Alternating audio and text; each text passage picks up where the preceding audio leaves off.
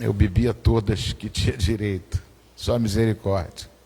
Eu lembro que meu irmão tinha um barril de cachaça na casa dele, era coisa, feijoada, era comida no fogão de lenha, pescar, peixe na brasa, era muita coisa, muita bebida, muita farra. A vida parecia uma coisa, a vida para mim era aquilo.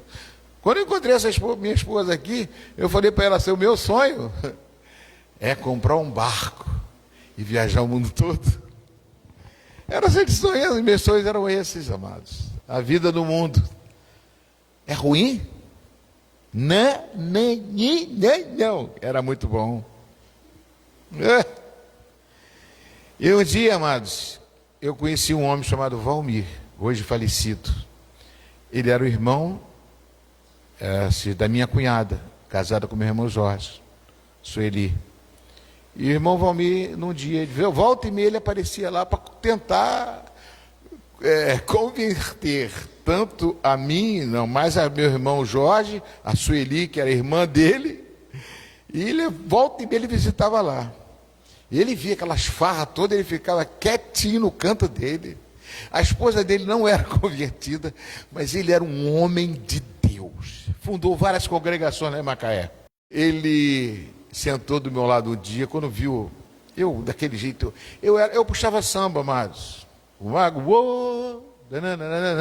eu puxava samba, fui em todos os estados aí, todos os lugares aqui, eu carregava samba, cantava, bebia, era da turma do funil, da turma não sei de onde. E eu alegrava o ambiente, era uma pessoa totalmente alegre, falava, brincava e tudo. E lá mesmo, na festa, na pescaria, tudo.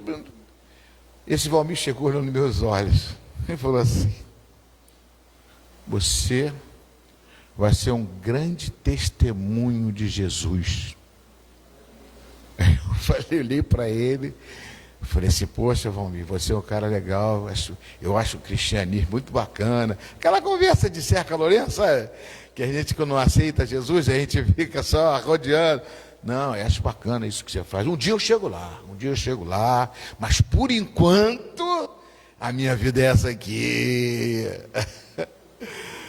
Eu nunca me esqueci disso. Sabe por que eu nunca esqueci? No meio daquilo tudo, aquelas festas, porque aquilo era a palavra de Deus. A palavra de Deus, o nosso querido Martim Lutero, ele falou assim, não está escrito só aqui não. Está escrito no coração daquele que tem o Espírito de Deus. Tem palavras que saem da tua boca, que são palavras de Deus. Aquilo rompeu o meu coração, rasgou. Mas eu continuei a minha vida. Conheci a Ana me conheceu assim também, né? Uma calça jeans toda rasgada, toda largada naquela época, frequentando bares, boates, festas. E até momentos que eu falava com ela assim, ó, sexta-feira eu não saio com você, só domingo. Eu namorava ela só domingo. Sexta-feira eu ia farrear. E muitas vezes eu ia para um local, eu tinha me embriagado, eu ligava para ela e falava, por favor, você pode vir me pegar? Vários lugares. Ela ia me pegar, ela sabia dirigir, ela tinha um carrinho. Eu deixava o meu carro lá no bar, eu não podia dirigir, não tinha condições nenhuma para dirigir, eu entrava dentro do carro dela, ela me levava para casa. Está do meu lado, até hoje. Esse período que eu passei junto com ela, eu falei assim, meu Deus, eu não posso, eu não tenho palavras para dizer. Eu só lembrei do filme Diário de uma Paixão. Não sei se vocês já viram o filme Diário de uma Paixão. Várias vezes, né? Eu lembrei, a Ana falou comigo assim, a gente brigava muito, né? A gente sempre brigou, discutiu com coisas. Aí eu falei assim, eu passei um pedacinho do filme, achei um pedacinho do filme que quando aquela mulher que ia casar com um cara riquíssimo, aquela pompa toda no casamento, ela viu a foto dele no jornal, voltou lá, foi lá na casa dele que ele tinha construído e se encontraram. E para resumir a história, quando ele chegou a se encontrar, ele falou assim, você e eu vamos estar juntos. Ele nunca, ela falou, não posso estar junto com você, a gente só vive brigando. Mas é isso que faz nos aproximar. Nós somos diferentes. Eu brigo com você porque eu não concordo, você não concorda, mas no final a gente se ama. Meu Deus. Aqui eu caio piada. Eu passei esse filme para ela chorando, depois desse pesadelo que eu passei. Eu vou dizer que eu passei, que eu ainda estou passando. Né? É uma coisa que eu queria falar para vocês hoje de manhã. Eu não terminei o testemunho, mas foi algo que me saltou os olhos. Aquele chamado. Amados, o chamado é uma coisa que você não posso negar, o chamado de Deus. O chamado é de Deus, é do Todo-Poderoso. Eu tenho que conservar esse chamado na minha vida. Não importa se uma igreja pequena, uma igreja grande, mas o chamado é de Deus. Eu posso ser como Ananias, salvar uma pessoa, uma, duas, mas o chamado que ele me fez, ele tem um propósito na minha vida, na vida do pastor Alexandre e de todos aqueles que chamam. Muito importante você entender sobre esse chamado. Eu lembro do chamado do apóstolo Paulo, quando Paulo chegou a um homem chamado Ananias, que depois nunca mais foi falado na Bíblia. No capítulo 9 do livro de Atos está escrito lá. O apóstolo Paulo chegou na casa de, acho que era Simão, né? E encontrou com Ananias, que é um servo de Deus, e Deus falou com ele, fala desse Jesus, fala de Jesus, que ele está querendo, ele quer se converter. E Jesus foi lá falar com ele, mas na hora Ananias falou, meu Deus, mas esse homem aqui matou muita gente, esse homem está perseguindo a igreja, está isso, está aquilo. E ele disse assim, Deus falou para ele assim, pois eu mesmo vou mostrar para ele o quanto deve sofrer pelo meu nome. Eu falei, meu Deus, quanto deve sofrer pelo meu nome?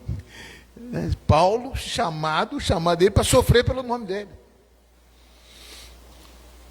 Eu passei momentos agora, voltando ao meu testemunho, eu estou tratando de um câncer no reto, e já fiz quimioterapia, radioterapia, e quando eu fui fazer a segunda sessão de quimioterapia, tive um problema sério, e comecei a ficar com muitas dores, e eu não sabia o que era, não conseguia, só morfina que conseguia tirar minha dor. Mas além disso, eu tive um outro problema que foi semana passada, né, eu vim acho que no culto do domingo aqui, na segunda-feira, na terça-feira, eu já estava evacuando sangue, e tive que ir para o pronto-socorro, eu tive uma hemorragia no estômago, hemorragia no duodeno, e as dores comigo. Eu sou uma pessoa cirrótica, eu tenho um problema de cirrose, uma cirrose no fígado, tenho varizes no esôfago, tudo em consequência do fígado. Então, o meu caso é bem complicado, né? Eu já tive câncer de próstata, né? Quando eu tive câncer de próstata, eu tirei a próstata, o câncer voltou. Eu ainda fiz mais 36 radioterapia, de quimioterapia, radioterapia, em 2015, mas voltei e estou aqui. Agora surgiu esse novo câncer, eu estou lutando contra esse mal. Mas estou passando momentos difíceis. E quando eu fui para o hospital, cheguei no hospital, botaram logo numa maca, fizeram um monte de exame, tomografia, outro de endoscopia, e notificaram o problema meu, começaram a me medicar de urgência, e eu fiquei lá. Mas todos os dias eu sentia dores horríveis, mas eu andava, eu caminhava, eu andava pelos corredores do hospital, com dor, mas não reclamava. Falava assim, Jesus é o meu Senhor. E eu gritando e pedindo morfina, me dê a morfina, porque a morfina, no hospital, ela foi dada para mim só como SOS, então você tinha que pedir lá para os médicos que estavam ali de plantão, para eles requisitar na farmácia para estar aí, demorava. E uma dor que eu sentia, era um abscesso que eu tinha dentro do reto, que estava com pus, eu não sabia de nada, e a dor, então quando eu evacuava, a dor é uma coisa que não dá para explicar, não dá para... Era uma faca entrando dentro, mexendo dentro de você. E eu não conseguia passar, essa dor não passava. Eu chorava, eu falava com Deus assim: Deus, por que isso? Por que o Senhor não me leva? Para que sofrer tanto? Me leva que eu vou embora consigo, Pai. Eu creio na minha salvação. Eu não faço mal a ninguém, não fiz mal, eu creio que você pode me levar. Aí o meu genro chegou até, falou uma vez comigo, quando eu estava no corredor, falando com as pessoas, eu falava assim para as pessoas: eu sou um adorador. O que significa isso? Eu adoro o meu Jesus até na dor. Falei por várias pessoas isso. Correndo naquele, mas não blasfemava, eu nunca blasfemava, eu falava: o diabo, você não vai ouvir na minha boca nenhuma blasfema contra Jesus. Mas isso é para você e eu entender que esse Deus é verdadeiro. Esse Deus pode permitir que você passe momentos difíceis, como Jó passou, mas Ele vai te livrar. Eduardo, quando esteve lá, eu falei que Eduardo, você leu o Salmo 23? No versículo 4? Mesmo que eu ande pelo vale da sombra da morte, mas não é a morte, é a sombra. E se tem sombra, logicamente tem um sol, tem uma luz que está ali logo depois dessa sombra. Eu vou sair da sombra. Xerei cantando baixaias. Amado, eu falei para o meu genro chegou e falou assim: posso te pedir uma coisa, meu pastor? Ele chama de meu pastor. Ele falou assim, eu falei: pode. Nunca mais pede para o Senhor te levar. Eu quero que você cuide do teu neto. Eu quero que você fique com ele. Tá. Eu falei: Gustavo, eu não pedi para me levar, não pedi isso para você. Eu pedi para Deus. E Deus não vai me obedecer. Ou seja, Ele não vai fazer a minha vontade, Ele vai fazer a vontade dEle. Quando você pede uma coisa para Deus, como Elias pediu a morte, Ele não matou Elias. Ele levou Elias num lugar, numa caverna, conversou, falou. Elias não durou um bom tempo até chamar o Senhor. Tudo isso aconteceu. Deus não vai me obedecer. Então, Gustavo, pode ficar tranquilo. Quando eu falei isso, eu falei porque eu estava cheio de dor. E Deus sabia a dor que eu estava sentindo. Mas agora eu não sabia o propósito. Se Ele me permitiu que eu ficasse com essa dor toda, talvez Ele quer me ensinar alguma coisa. De tomar morfina, eu falei: por que eu estou sentindo essa dor?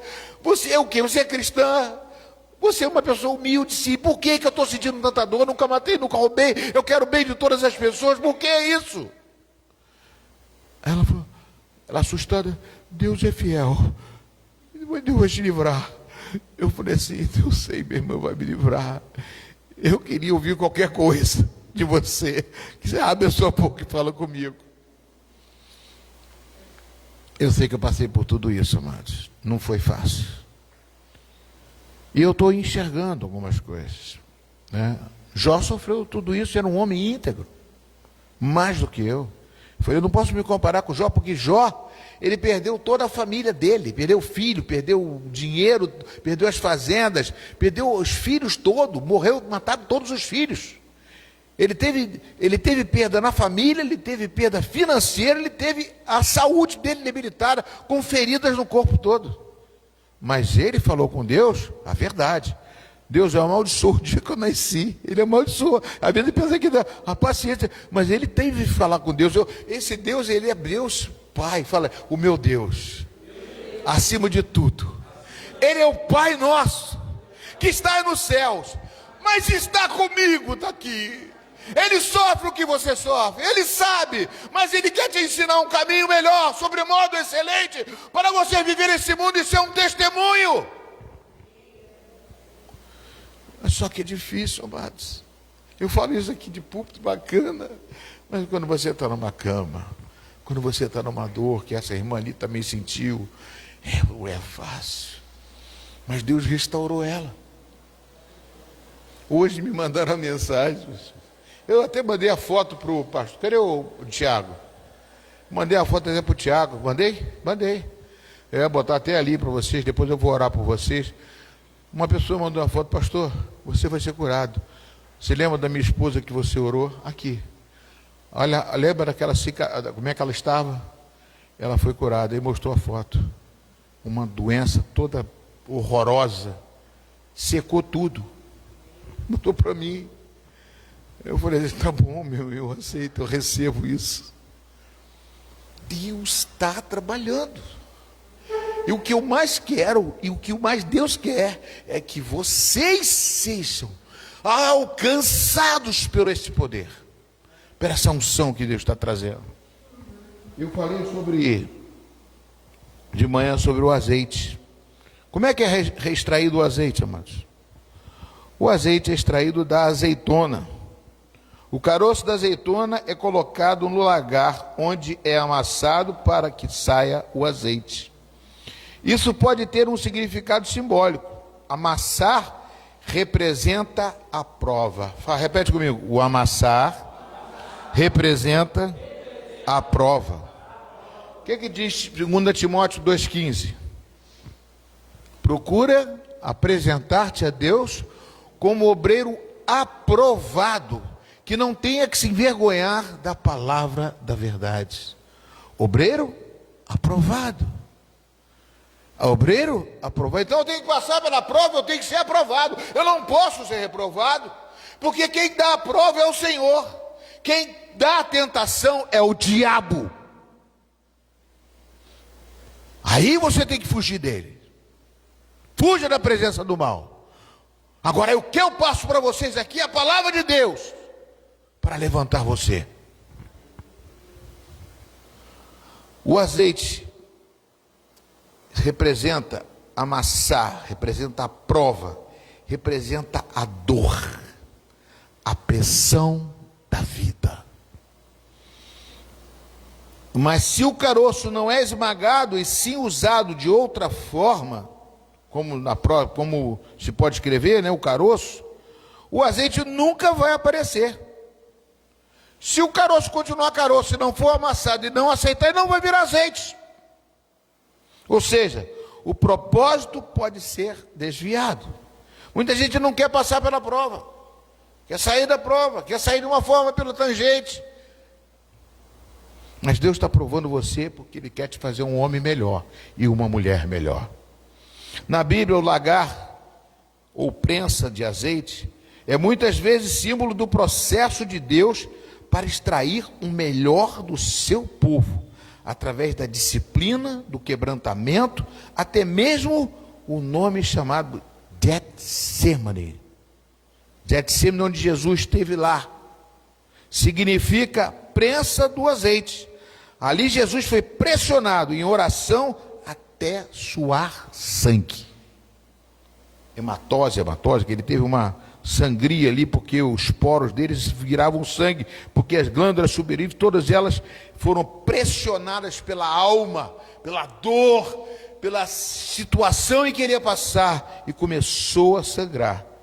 Se o caroço não é amassado, não se revela o azeite. Se a vida não passa pelo processo, não se cumpre o propósito. Presta bem atenção nisso, amados. Deus quer fazer a diferença na minha e na sua vida. Eu confesso, é muito difícil. É uma situação muito difícil.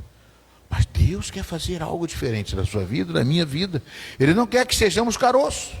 Ele não quer que sejamos um objeto que não preste, que não serva para nada. Mas Ele vai querer extrair desse caroço, dessa coisa dura que tem dentro do nosso coração, para fazer um coração de carne, para que nós tenhamos um coração ensinável, para que seja uma pessoa que possamos aceitar as coisas dessa vida e saber que Deus está no controle de todas as coisas, mas não é só na palavra, mas é na situação em que você está passando, na situação que você já passou. Ele não quer que continue vivendo do passado, vivendo de coisas que vão tentar te levar para um lugar de conforto mentiroso às vezes, mas Deus quer te levar à realidade da fé, na realidade da visão de hoje na sua vida. É porque Ele quer fazer desse caroço que o azeite venha jorrar sobre a sua vida, que a glória de Deus venha se manifestar na sua vida, e que você seja uma pessoa útil, aonde você colocar a planta dos seus pés, você possa transformar uma pessoa, você possa ser um testemunho vivo de Deus. Aleluia. Aleluia. Eu não sei ainda onde vou parar, mas... Só que aconteceu na quarta-feira passada. Eu saí do hospital. Comecei a melhorar, a hemorragia acabou. Mas eu falava com o médico, eu estou inchado. Todo inchado. Os pés inchados. Eu comia, ficava tudo empazinado. Tinha vontade de vomitar. Eu tinha que andar pelo hospital. Quando eu andava com o hospital, o pé ficava um pilão, eu tinha que ficar com os pés para o alto. Isso foi todos os dias internado ali, os finais do dia, né? Mas, me perdoe, antes disso teve uma mulher, uma médica, que teve lá para tirar dor, onde eu estava sentindo do abscesso que eu tinha no reto. Eu louvo a Deus pela vida dessa mulher, dessa doutora. Ela foi lá e falou assim, eu vou te atender, cobrou um valorzinho. Não, ela não cobrou, né? Foi depois que viu o preço. Ela foi lá e meteu a mão no meu ânus e pegou lá a luva, foi lá catucando, falou assim, eu vou fazer uma dorzinha em você. Você está com um abscesso aqui. Está com pus. Por isso que quando você evacuar, você vai lá na lua e volta com essa dor. Mas eu tenho que fazer. Ela foi metendo, catucando, de repente ela... Tchum! Meu amigo, eu dei um berro no hospital. Olha que minha voz é forte, hein? Eu não sei por que a gente berra, acho que berra tira um pouco da dor.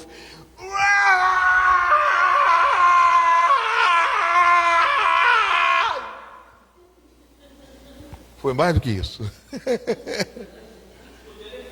Amém. Glória a Deus. Eu só sei que chegou. Ela falou assim, consegui tirar o abscesso. Eu tirei e botei ele para fora. Agora você tem uma fístula, um buraquinho. Logicamente vai doer ainda, mas não vai ser a mesma coisa. E com certeza não é a mesma coisa. Dói sim, lógico que dói, continua a feridinha ali, a sequelazinha ali, mas eu consigo evacuar. Dói. Eu fico tomando laxante todo dia para poder nada vir. Misericórdia, se vier um charuto, misericórdia, que acaba comigo, né? É verdade, não é não. Você conhece aquela piada do charuto? Conhece a piada do charuto? Não pode não? Minha esposa não falou que eu posso contar. É a piada do charuto, mas é piada de salão, só é piada de salão, charuto. Charuto. É um homem que estava na estação do trem, mas estava bêbado, né? Aí ele foi, os dois bêbados começaram, vê o trem aí. Vou ver se eu vejo alguém conhecido por aqui. Olha, que conhece alguém. Para, minha mulher mandou parar. Depois eu conto para vocês. Qual que você conhece? O que está vomitando ou o que está com charuto na boca? Tinha dois personagens lá dentro do trem. Então, amados, o que eu quero trazer é que quando eu saí daquele hospital, aí a médica botou a mão na minha bolsa, depois de tudo isso, falou, você está liberado. Eu falei, glória a Deus, aleluia. Mas isso tudo aqui, isso aqui vai sair aos poucos. Quando eu saí do hospital, eu saí daquelas cadeiras de roda, botaram na cadeira de roda. O pessoal me conhecia, todo mundo me conhecia, que eu ficava naqueles corredor correndo ali, minha esposa viu. Ela, ficou vibração ali, e eu, glória a Deus, se Jesus é maravilhoso, e passando pelo... E o pessoal vibrando, aquelas monte de gente, enfermeiro. Falei, Jesus, que é isso? Só voltava a jogar um monte de coisa. Falei, meu Deus, não sei se gostavam que eu saí, graças a Deus que eu só vou embora, ou então, eu sei lá, eu só sei que eu saí, e quando chegou lá no final do corredor, saí, cheguei em casa feliz da vida, né? Falei, pô, estou bem, tá inchado, mas tudo bem. Peguei lá, vou limpar a piscina. Quando eu dei os riscos na piscina, comecei a ficar tonto, quase que eu caí naquela piscina toda vez, estava verde, uma semana. E eu falei, Jesus, o que está vendo? Quando eu fui ver, meu pé estava um pilão, estava quase uma bola, por isso que eu estava assim, ó, uma bola, eu estava me equilibrando. E aí, irmãos, outro problema, não parava de inchar, não adiantava nada. Eu falei, meu Deus, a Ana ficou preocupada, como é que vou ligar para a médica, vou voltar para o hospital? Falei, não, no hospital não volto mais não. Lembrei de uma médica que eu tenho da cirrose, da hepática, doutora Elizabeth Balbi, lá no Quintador, lá no Rio. Aí eu ligava para ela, mandava mensagem, ela não atendia. Até que uma hora eu falei assim, Ana, não tem jeito, eu vou ligar até cansar. Aí ela chegou e falou assim, mandou mensagem, estou em atendimento clínico, isso era 8 horas da noite. Eu falei assim, eu estou inchado, explodindo, saí do hospital, aí eu botei, escancarei. Ela falou assim, me encontra quinta-feira passada agora, me encontra quinta-feira, vai lá para o meu consultório. Só que quando eu cheguei lá no consultório, não tinha nem marcado para mim. 4 pessoas de encaixe, ninguém sabia, eu tive que falar com a secretária, não, ela vai te atender sim. Quando eu olhei, estava cheio de gente para atender, meu Deus do céu. Cheguei lá 3 horas, só para encurtar. Fui sair só 7 horas, apareceu meu nome lá na tela, que não tinha aparecido o nome de ninguém, apareceu o meu. Ela estava atendendo as pessoas no corredor. Falei, Jesus, quanta gente é essa? Eu fui atendido, cheguei 3 horas da tarde, 7 horas ela me atendeu, e ainda me botou sentada dentro do corredor. Eu sei que você é grave o teu caso. Então você senta aqui que eu vou atender ainda o restante que está no corredor, vou tentar me livrar de todos eles para poder atender você. Eu falei, Jesus, maravilhoso. Mas eu falei assim, Ana, hoje eu não levanto daqui, eu vou ficar aqui enquanto eu não saio daqui sem falar com ela. Mas quando ela sentou lá e olhou para mim a primeira vez, ela fez assim, ó. Carambolas, você está cheio de água. Tá? Água até dizer chega.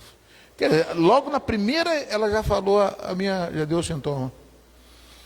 Aí, graças a Deus, ela falou, me examinou todo e falou assim, a última vez que você veio aqui no consultório, tem 2, 3 semanas, uma coisa assim, e você tinha 102 quilos, agora você está com 124 quilos.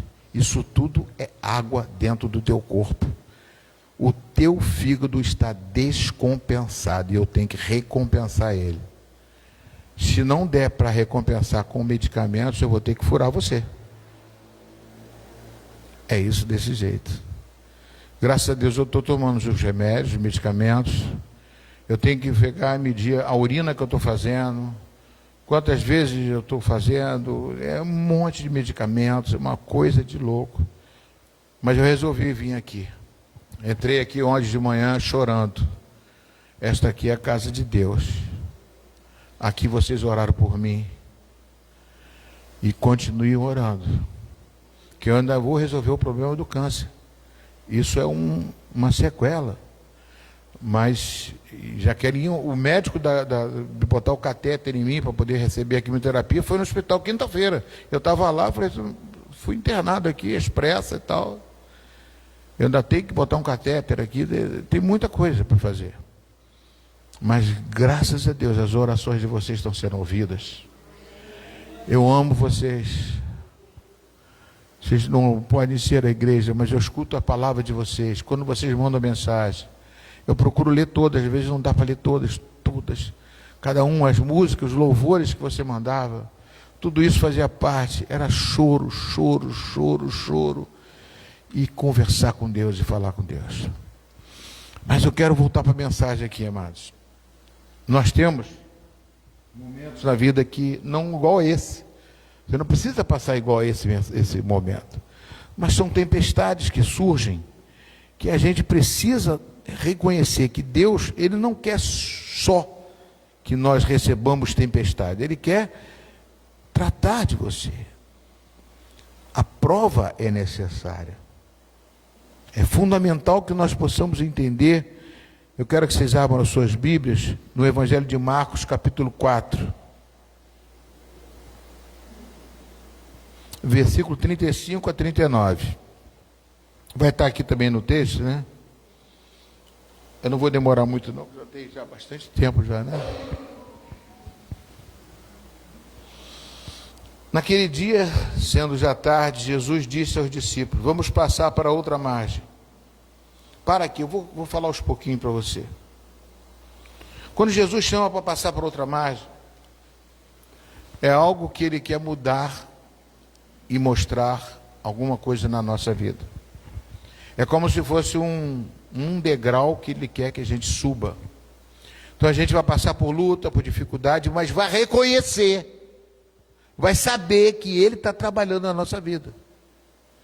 vai se entregar, vai ter um coração ensinável para se arrepender, para ser humilde.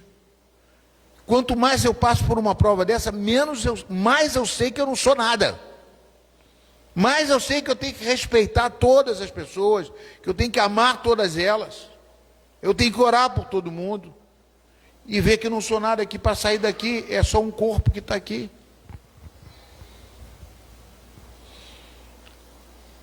Vamos passar por outra margem. E eles, despedindo a multidão, o levaram assim como estava no barco. E outros barcos o seguiam. Ora, levantou-se grande temporal de vento, e as ondas se arremessavam contra o barco, de modo que o mesmo já estava se enchendo de água. E Jesus estava na popa, dormindo sobre o travesseiro. Os discípulos o acordaram e lhe disseram: Mestre, o senhor não se importa que pereçamos? E ele, despertando, repreendeu o vento e disse ao mar: Acalma-se, fique quieto. O vento se acalmou, se aquietou e tudo ficou calmo. A tempestade não tira o sono de Deus. Repete comigo. A tempestade não tira o sono de Deus.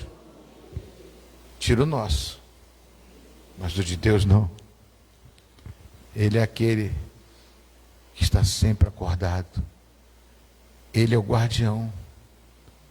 Ele não dormita, o guardião de Israel, ele não dormita, ele não cochila. Ele está ali todo o tempo. Mas a tempestade não é uma situação para que ele possa não dormir. A crise sua não faz ele dormir. Ou seja, não faz ele ficar na tua crise, ele fica tranquilo. Ele sabe de todas as coisas. Ele é o Senhor. Então, amados, a tempestade não tira o sono de Jesus. Mas faz o quê? Resultado da tempestade na sua vida, vem a vitória. Vem o reconhecimento de que Deus quer trabalhar na sua vida. Numa tempestade, você não consegue dormir. Só Jesus consegue dormir numa tempestade. Na tempestade, a gente pensa em abandonar o barco. Geralmente, na tempestade, nós vemos que a situação fica ruim. E olha aqui dentro desse barco, mano, tinham profissionais. Pedro era um profissional de pesca. Não estava acostumado com tempestade. Mas por que ele chamou Jesus? Jesus nunca tinha experiência. Então não adianta o conhecimento nosso aqui na terra, todo o teu livramento, tudo aquilo que você pensa que pode servir para você, para te afastar de uma tempestade. Deus quer que você acorde o Senhor. Chame por Ele. Ele está ali justamente para isso. Durante a tempestade, até aqueles profissionais que têm experiência e têm conhecimento, ficam desesperados. Mas o rei da tempestade, ele dorme, descansa, aguardando por você despertá-lo. É isso que ele quer. É isso que ele quer. Jó passou por problema, por lutas e dificuldade. Era um homem íntegro. Podia chegar, mas por que eu sou assim, eu sou assado? Por que isso tudo está acontecendo comigo? Não, mas Jó falou com Deus: Deus, por favor, o que está acontecendo comigo? As pessoas, os amigos tentaram consolar ele, mas não conseguiram. Amados, Ana, quando estava querendo um filho, o marido dela falou assim: eu sou melhor do que 10 filhos. O homem fez de tudo para agradar ela. Mas o agrado do marido não é a resposta de Deus para tirar o seu problema de dentro de você. Não é a fertilidade que Deus quer fazer. Não é o sobrenatural de Deus que quer te libertar. E ela não adiantou. Ela foi para junto de Deus. Falou: Deus, se tu me deres um filho, eu o devolverei por todos os dias da minha vida. É isso que ela queria. E Deus olhou para ela e falou assim: agora eu conserto você. Você quer entregar um filho para mim? uma vida para mim. Despertou no coração de Ana algo que era do coração de Deus. Buscou a Deus, chorando amargamente. O sacerdote pensou que ela estava embriagada, mas ela estava falando com Deus, buscando em Deus a resposta. Não adiantava o marido ser bom, não adiantava a situação estar boa, não adiantava o dinheiro, não adiantava o emprego, não adiantava nada. Se você não encontrar a esse Deus de uma forma plena, poderosa, você não vai ficar tranquilo, você não vai conseguir viver tranquilo. Que aí você sabe que o seu socorro bem presente na hora da tribulação é o Senhor. Mas aí você vai buscar, você vai falar com Ele: papai, Tu és o meu pai, Tu és o meu Senhor, Tu sabe o que eu estou passando, pai, eu não estou aguentando mais, quer me levar, quer isso, quer que você vai se abrir para Ele. Ele quer que você tenha intimidade com Ele. Ele quer isso de ti. A tempestade, amado, faz com que nós possamos entender que o nosso Deus não nos abandona. Ele quer que nós o despertamos para que possamos ver o milagre.